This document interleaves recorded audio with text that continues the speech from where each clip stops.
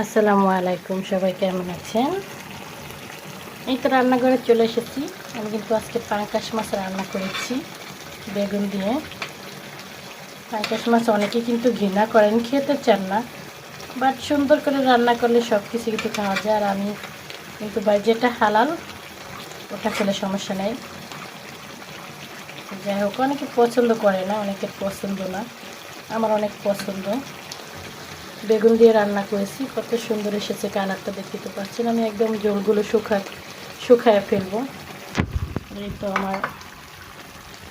আমি কিন্তু রান্নাঘর থেকে কিন্তু গাছগুলো সরাই ফেলছি। অনেক জায়গায় শুনতেছি করোনার সমস্যা দেখা দিছে, তার জন্য যে রান্নাঘর থেকে কিন্তু গাছগুলো সরাই ফেলছি।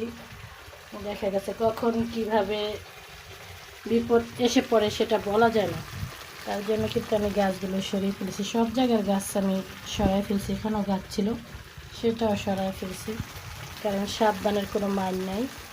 আর সাবধানে সবাইকে বলবো সাবধানে থাকার জন্য।